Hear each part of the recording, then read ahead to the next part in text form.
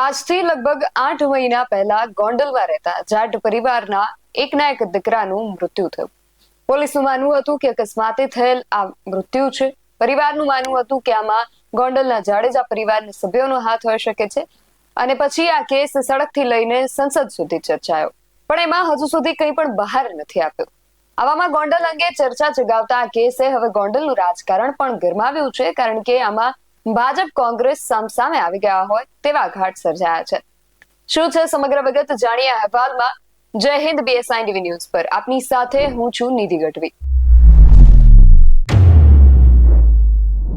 રાજકુમાર Jat case અંગે તાજેતરમાં આ કેસની તપાસ કરી રહેલા સુરેન્દ્રનગરના SP પ્રેમસુખ ડેલુએ આ કેસના આરોપી ગણેશ ગોંડલ સહિતના જે પણ આરોપીઓ છે બધાને પૂછપરછ માટે બોલાવ્યા હતા.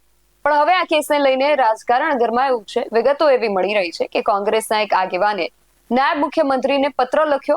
એ બાદ ભાજપના સરપંચે એમને ધમકી આપ્યાની ફરિયાદ નોંધાઈ અને હવે ભાજપના સરપંચ ઓડિયો મીડિયા સમક્ષ મૂકીને ખુલાસો કરવાની પણ તૈયારી બતાવી રહ્યા છે. શું ચાલી રહ્યું છે ગોંડલમાં આ કેસને લઈને? હવે વળી આ શું નવું પ્રકરણ સામે આવ્યું છે તેના વિશે વાત કરીએ.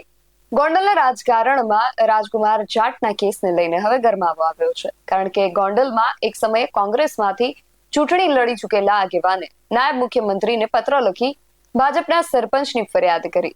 આ ઉપરાંત આ ફરિયાદ બાદ ગોંડલ B ડિવિઝનમાં ધાક ધમકીની ફરિયાદ પણ લખાવી અને હવે જેમની ઉપર આક્ષેપો થયા છે એ સરપંચે આક્ષેપોને પાયાવિહોણા ગણાવ્યા છે. તાજેતરમાં જ ચકચાર જગાવનાર રાજકુમાર જાટ હત્યા કેસની તપાસ સુરેન્દ્રનગર પોલીસને સોંપાયા બાદ હવે આ ઘટનાએ ગોંડલના રાજકારણમાં પણ ભારે ગરમાવો લાવી દીધો છે. આ મામલે ગોંડલના એડવોકેટ યતીશ દેસાઈએ બિલિયાળા ગામના સરપંચ લાલા રૂપારેલિયા પર ગંભીર આક્ષેપો મૂકીને સીધી ગુજરાતના નાયબ મુખ્યમંત્રી હર્ષ સંઘવીને અરજી કરતા રાજકીય વિવાદ છે એવા કર્યો છે. જો કે સરપંચ લાલાએ આ તમામ આક્ષેપોને નકારી કાઢીને એડવોકેટ દેસાઈ સામે બદનામ કરવાનું કાવતરું રચવાનો વળતો પ્રહાર કર્યો છે. એડવોકેટ યતીશ દેસાઈએ 23 નવેમ્બરે ડેપ્યુટી CM હર્ષ સંઘવીને કરેલી અરજીમાં ગંભીર મુદ્દાઓ ઉઠાવ્યા હતા. તેમણે આ પત્રમાં એવું લખ્યું હતું કે 16મી નવેમ્બરે બપોરે ડેપ્યુટી CM ગોંડલમાં રામનાથ ધામ મંદિરના દર્શનાર્થે આવ્યા હતા. ત્યારે પોરબંદરના પૂર્વ સાંસદ રમેશભાઈ દળુકની આગેવાનીમાં જે લોકોએ એમનું સ્વાગત કર્યું હતું એમાંના અમુક લોકો હાલમાં રાજકુમાર જાટ હત્યા કેસ અંગે શંકાના દાયરામાં છે. અને તેમણે ખાસ કરીને બિલિયાળાના સરપંચ લાલા રૂપારેલિયાનો ઉલ્લેખ કર્યો હતો અને એવું લખ્યું હતું કે ભૂતકાળમાં ગુના નોંધાયેલા હોય તેવા લાલાની ઓળખાણ રમેશભાઈ દળુકે આપની સાથે કરાવી હતી અને આપે એમની પીઠ પણ થાબડી હતી. અને વળી ડેપ્યુટી CM ને અરજી કર્યા બાદ એ જ દિવસે સાંજે તેમણે ગોંડલ B ડિવિઝન પોલીસ સ્ટેશનમાં ફરી એક અરજી આપી હતી, જેમાં તેમણે એવો આક્ષેપ કર્યો હતો કે ડેપ્યુટી CM ને કરેલા ઈમેલના સંદર્ભમાં સરપંચ લાલા રૂપારેલિયાએ તેમને સાંજે 4:05 ફોન કરીને ધમકીભરી ભાષામાં ઈમેલનું કારણ પૂછ્યું હતું. જોકે તેમણે આ અરજીમાં ફરિયાદ દાખલ કરવાને બદલે તકેદારીના ભાગરૂપે નોંધ કરવા વિનંતી કરી છે. ઉપરાંત ભૂતકાળમાં પોતાના પિતાજી પર થયેલા હુમલાનો ઉલ્લેખ કરીને હાલમાં લાલા રૂપારેલિયાને ધારાસભ્યના પુત્ર ગણેશ ગોંડલના સાગરીત ગણાવ્યા હતા, જેના કારણે સુરક્ષાને લઈને પણ ચિંતા વ્યક્ત કરી હતી. આ બધા પછી સમગ્ર મામલે ઘેરાયેલા સરપંચ લાલા રૂપારેલિયાએ તમામ આક્ષેપોને સખતપણે નકારી કાઢ્યા હતા અને સ્પષ્ટતા કરી હતી.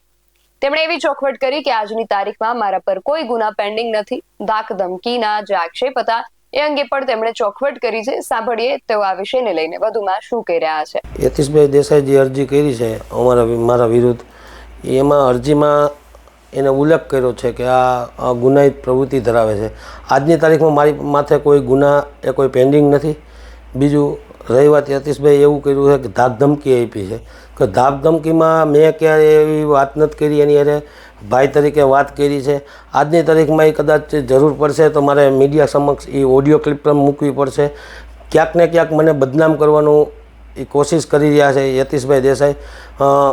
યતીશભાઈ દેસાઈને મારી માથે રાગદ્વેષમાં કે અગાઉ એને જ્યારે ધારાસભા લડી, ગોંડલ ગઈ ધારાસભા એને લડી, ત્યારે મારા ગામમાં બિલિયાળામાં મને ખ્યાલ નથી પણ કદાચ 700 થી 850 મત આજુબાજુ એને ભાજપને લીડ મળી હતી અને કોંગ્રેસને એમાં ખાધ ગઈ હતી. એનું કદાચ ખાર રાખીને, મારું એવું માનવું છે કદાચ એ ખાર રાખીને કે એને આજે મારી માથે આ અરજી આવી કરી છે.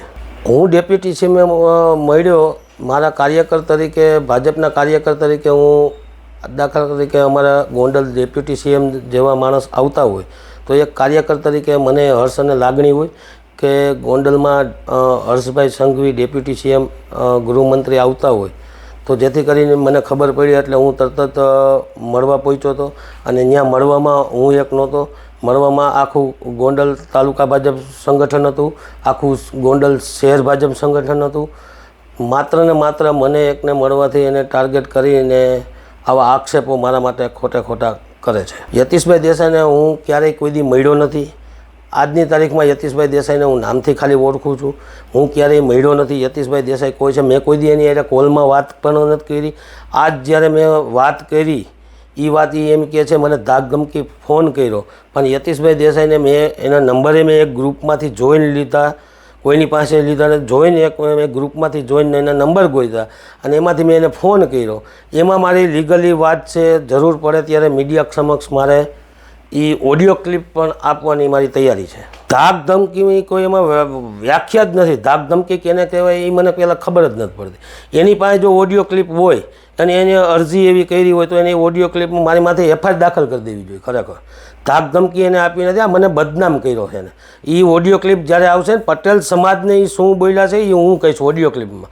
કે મેં એમ કીધું, મેં કહ્યું પટેલ છો એટલે તમે મને આ દબાવીને આવું કરવું કે કરવાનું જ હોય, પટેલોને દબાવવાના જ હોય, આવું એમાં બોલ્યા છે. જરૂર પડે ત્યારે હું મીડિયાને એ ઓડિયો ક્લિપ મારી પાસે 4 વાગ્યાને 5 મિનિટની જે કહે છે ને મારી પાસે પડી જ છે ઓલરેડી કમ્પ્લીટ તૈયાર, હું આપીશ. ક્યાંક ને ક્યાંક સરપંચ તરીકે મારે બીજી ટર્મ હોય, મારે રાજકીય જાહેર જીવનમાં 15 વર્ષ થયા હોય અને હું ભારતીય જનતા પાર્ટી તરીકે ભારતીય જનતા પાર્ટીમાં જોડાયેલો હોય તો ગણેશભાઈ હોય યા જયરાજસિંહ હોય યા ગીતાબા હોય તો હું પાર્ટીના કામ માટે ગમે ત્યારે એમની સાથે હોય, પાર્ટીના કોઈ પણ કાર્યક્રમ હોય એમાં હોય. એટલે માનસિક રીતે મને કાંઈક ને કાંઈક ટાર્ગેટ કરવા, પટેલના દીકરા તરીકે મને જે ટાર્ગેટ કરવાનું એનું ષડયંત્ર કર્યું છે એ સાતનારી ગેંગે. સાતનારી ગેંગમાં એ સાથે જે કંઈ હોય, મારે કોઈને નામ નથી લેવા, એ સાતનારી ગેંગ સ્પેશિયલ આ જ કામ કરે છે કે માત્ર પટેલ કોણ આગળ જાય છે એને આપો. કોઈ પટેલ ઉદ્યોગપતિ હોય, કોઈ પટેલને ત્યાં ક્યાંક બાંધકામ બિલ્ડરનું કામ હાલતું હોય તો અહીંયા અરજીઓ કરવી. સવારે ઉઠીને લોકોના કામ નથી કરવાના, સવારે ઉઠીને કોણ પટેલ ક્યાં શું કરે છે, આ હાથનારી ગેંગનું આ કામ છે. હાથનારી ગેંગમાં હું એમાં સક્સેસ નથી જતો એટલે મને માનસિક ને ક્યાંક મારી અરજીઓ કરે, પંચાયતમાં આરટીએ 21 કરે. આરટીએ 21 જે નવા જાણીતા થયા છે અમારા ગોંડલમાં એ કાંઈક ને કાંઈક પંચાયતમાં અરજી કરે. આવા મારી પાસે કેટલાય દાખલા છે કે કોઈ બાંધકામ કરતા હોય તો ત્યાં અરજીઓ કરે, કોઈ સોસાયટીઓ બનાવતા હોય તો ત્યાં અરજી કરે, કોઈ બીજા કોઈ ધંધા કરતા હોય તો ત્યાં અરજી કરે. ક્યાંક ને ક્યાંક આ હાથનારી ગેંગ સવારે ઉઠીને લોકોના 5 કામ કરે તો હાથે હાથ જણાથી 35 જણાના કામ થાય. લોકોના દિલ જીતવા હાટું કામ નથી કરતા. સવારે ઉઠીને આ નેગેટિવિટી શું કરવી, કેની અરજી કરવી, કોનો સવારે ધંધો દુકાન બંધ થાય, કોણ ઓનાથી આગો જાય, આ હાથનારી ગેંગનું આ કામ છે. યતીશ દેસાઈનો આક્ષેપ છે કે લાલા રૂપારેલિયાનું નામ પણ રાજકુમાર જાટ કેસમાં સંડોવાયેલ છે. તો સામે લાલા રૂપારેલિયાનું એવું કહેવું છે કે જયરાજસિંહ, ગીતાબા જાડેજા કે ગણેશ ગોંડલ આ બધા રાજકીય આગેવાનો છે ને એમની સાથે રાજકીય સંબંધો હોવાના કારણે અવારનવાર મુલાકાતો થતી જ હોય છે. ઉપરાંત તેમણે આ બધું પટેલોને ટાર્ગેટ કરવા અને રાજકીય રીતે બદનામ કરવા માટે કામ કરતી સાતનારી ગેંગનો ભાગ હોવાનો આક્ષેપ લગાવ્યો છે. અને ખાસ એ વાત કે યતીશ દેસાઈએ પોતાની અરજીમાં સાંજે 4 ને 5 વાગ્યે ફોન પર જે વાત થયાનો ઉલ્લેખ કર્યો છે એ જ વાતચીતનું રેકોર્ડિંગ લાલા રૂપારેલિયા પાસે હોવાનું પણ તેમણે જણાવ્યું છે અને જરૂર જણાશે તો મીડિયા સામે એને આપવાની વાત પણ કરી છે. તો હવે વાતચીતનો ઓડિયો જો સામે આવે તો કદાચ એ વિશે દૂધનું દૂધ અને પાણીનું પાણી થઈ શકે. પણ રાજકુમાર જાટના કેસમાં આ એક અલગ રાજકીય ચર્ચાએ ગોંડલમાં સ્વરૂપ ધારણ કર્યું છે. હવે આ બંને મામલે, એક રાજકુમાર જાટનો કેસ અને બીજા આ રાજકીય યુદ્ધમાં આ બંને મામલે આગળ શું થાય છે એ જોવું રહ્યું. આ સમગ્ર વિષયને લઈને તમારું શું માનવું છે અમને કમેન્ટ કરીને ચોક્કસથી જણાવજો. આવા જ વધુ અહેવાલો સાથે મળતા રહીશું. તમે મારી YouTube ચેનલને સબસ્ક્રાઇબ કરવાનું અને અમને Facebook અને Instagram પર ફોલો કરવાનું ભૂલશો નહીં. બાકી અવનવી અપડેટ્સ માટે આપ જોતા રહો BSI TV ન્યૂઝ. નમસ્કાર.